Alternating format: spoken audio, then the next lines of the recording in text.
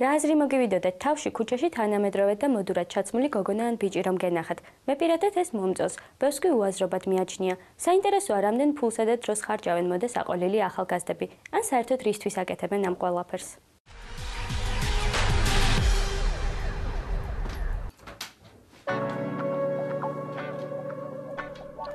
ყველა გოგოს დილა ასე ალბათ არ იწყება. ეს თინეიჯერების ის ნაწილია, რომელიც ჩაცმულობას და საყიდლებს სიარულს საკმაოდ დიდ დროს უთმობს. მათ ამ ყველაფრის გარეშე ცხოვრება წარმოუდგენლად მიაჩნიათ.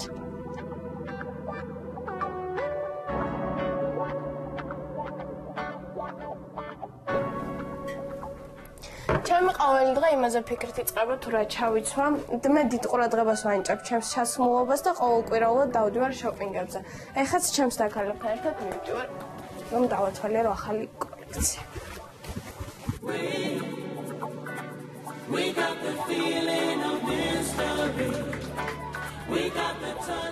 გეცვას კარგად არც ისე მარტივია. ამისათვის მინიმუმ საკმარისი თანხა და თავისუფალი დროა საჭირო.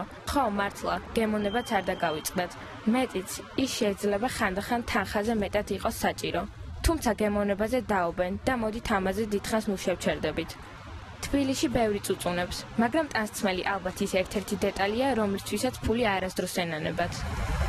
დღესდღეობით თუ გინდა რომ კარგად გამოიყურებოდა, არ უნდა დაგენანოს ფული და უნდა იყიდო ხარისხიანი ტანსაცმელი და მე ვცდილობ რომ ყოველთვის გადავიხადო ძველი და მეცვას ხარისხიანად.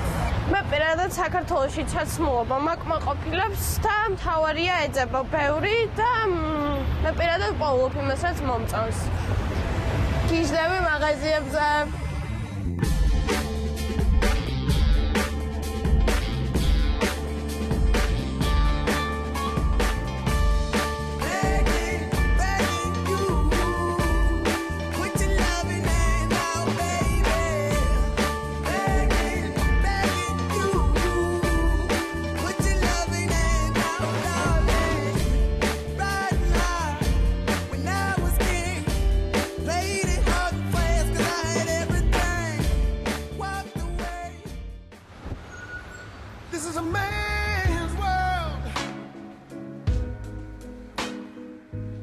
მაღაზიების რაოდენობა თანდათან იზრდება.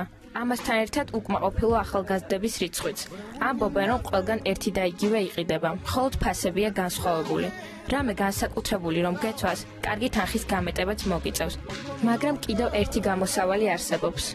მაგარი უკმაყოფილოა რა, აქაც რასაც მაგარ მაღაზიებს ეძახიან, მთლიანად ნაგავი შემოდის რა, ყველა ერთფეროვნად იცმოს და რა.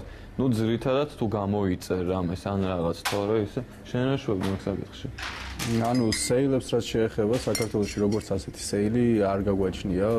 ანუ აწერია მარტო მაღაზიის შესასვლელთან შუშაზე რომ სეილი 50-30%. მე ნორმალური სეილი პირადად არ მინახავს საქართველოში და რაც შეეხება თვითონ ტანსაცმლის შემოტანას, მაგალითად გქონდა ეგეთი მაგალითი, ერთ-ერთი ცნობილი ბრენდი არ დავასახელებ.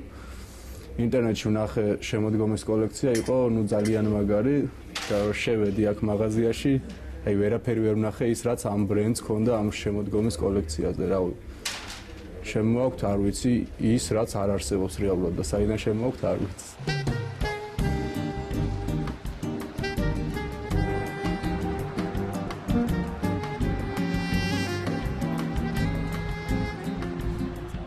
ტანსაცმელი იმის გარდა, რომ მატერიალურ შესაძლებლობებზე მიუთითებს, ადამიანის შესახებ აზრის შექმნაში შეიძლება დაგვეხმაროს.